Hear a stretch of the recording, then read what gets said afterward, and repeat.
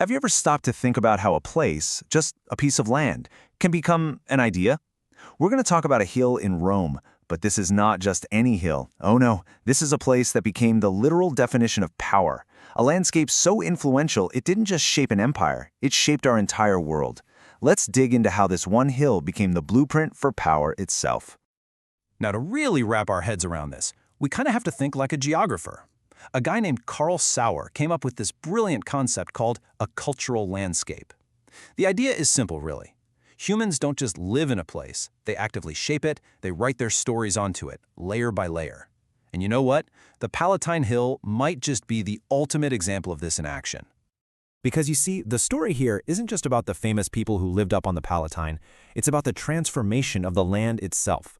This is the biography of a place, a spot on the map that went from a humble little settlement to the absolute epicenter of a world-spanning empire. And here it is, the big reveal. This is where the hill's power becomes crystal clear. Its Latin name, Palatium, became so completely linked with the emperor's grand home that it gave us our modern word, palace. Palazzo, palais, palast. Yep, they all trace their roots right back to this one spot in Rome. That, right there, is the power of a cultural landscape. Okay, so let's rewind. Let's go all the way back to the beginning. Because before it was the most exclusive address in the world, the Palatine was the legendary birthplace of Rome itself, a place of myth and really humble beginnings. It is wild to imagine now, but it all started just like this. Archaeologists have found the footprints of these little single-room huts. They were made from a basic wooden frame with branches woven in and covered with clay. It's called wattle and daub, and topped with a simple straw roof. This is what the very first settlement on the Palatine looked like way back in the 10th century BC. This wasn't a seat of power, it was just a village. But one of these huts, while it held an incredible symbolic power, the so-called Casa Romuli, the hut believed to have belonged to Romulus himself, was treated like a sacred relic. It was carefully maintained for centuries. Think about that. Even as massive marble temples and fancy villas started popping up all around it, the Romans preserved this direct link to their mythical founder, right there on the hill. And boy did things change. Fast forward a few hundred years to the late Republic, and the hill had become the most desirable, the most exclusive neighborhood in Rome. The simple huts? Long gone. They were replaced by these incredibly luxurious homes, like the famous House of Griffins, just dripping with amazing painted walls and mosaics. Cicero lived here. All the elites, all the movers and shakers, they all wanted an address on the Palatine. And then, one man arrived who would change the destiny of this hill forever. When Rome's very first emperor, Augustus, needed a place to live, he didn't just pick an address. He made a statement so powerful, it would echo through all of history. Okay, let's break down the sheer political genius of this move.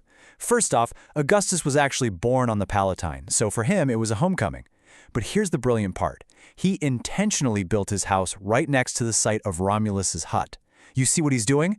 He's physically and symbolically connecting his brand new, totally untested power as first citizen to the very origins of Rome.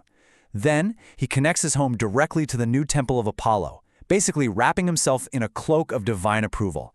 It was a masterstroke. But here's the fascinating twist. Even though he held all this power, Augustus put on a show of being a modest, old-school Roman. His actual house wasn't some huge, flashy palace.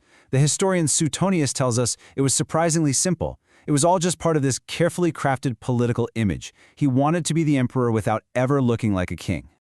Augustus may have played it cool, but his successors? They had no such problem with looking like kings. They grabbed the power he had established and ran with it, kicking off a palace-building frenzy that completely remade the hill. Caligula started the first big expansion, Nero gobbled up more buildings, but it was the Emperor Domitian who just took it to a whole other level. This is what he built, the Domus Flavia. It was so ridiculously huge that his architect literally had to change the shape of the hill, building massive terraces and moving tons of earth. This wasn't a home anymore. It was a machine for running an empire. It had a massive public wing, a courthouse, and a giant audience hall where the emperor would sit on a throne like a living god. The Palatium was now, without a doubt, the palace. But, empires fall. And as Rome's power faded, the Palatine went through another huge transformation, as new layers of history started piling up, burying the old world beneath. It's almost impossible to believe. The very heart of the Roman Empire, this hill covered in palaces, was just abandoned. People stripped its marble, the buildings collapsed, and by the Middle Ages, the whole area was known as the Campo Vaccino, the cow field. It became a pasture, right in the middle of what was once the greatest city on Earth. The next chapter is so interesting. During the Renaissance, people didn't really excavate the past, they just built right on top of it. A powerful family, the Farnese, bought up the land and built one of Europe's very first botanical gardens directly over the buried ruins of the imperial palaces.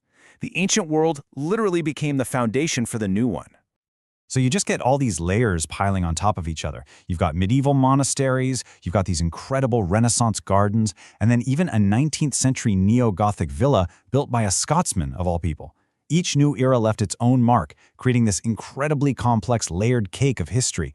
It wasn't really until the late 19th century that archaeologists finally started to peel those layers back.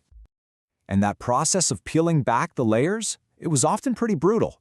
In the 1920s and 30s, to get down to the imperial ruins, archaeologists actually demolished that beautiful villa almost completely. And this highlights a really tough question in archaeology. Do you preserve a more recent layer of history, or do you destroy it to get to something even older? What we know about the past is always the result of a choice, a decision about what's worth saving. So after all this, why does the story of this one hill still matter so much to us today? Well, because the ideas that were born on the Palatine didn't stay there. They spread all over the world. And believe it or not, they're still shaping the world we live in right now. The Roman imprint is absolutely everywhere. When you look at the dome on the US Capitol building, you're seeing a Roman echo. When you walk through a city that's laid out on a grid, you're walking on a Roman idea. Even the design of a modern football stadium owes a huge debt to the Colosseum. These are all echoes of Roman city building, still with us today. So in the end, the Palatine isn't just a pile of old rocks. It's a living document. It shows us step by step how a physical place, a cultural landscape, can be totally transformed by human ambition. It shows us how it can be used to build power, to define who we are, and to carry our memories across thousands of years. Which kind of leaves us with one last thought. If a landscape is really a story that culture writes onto the land, then what are the places, the hills, the city squares, the waterfronts, that tell the story of your world? What places around you hold all the layers of your history?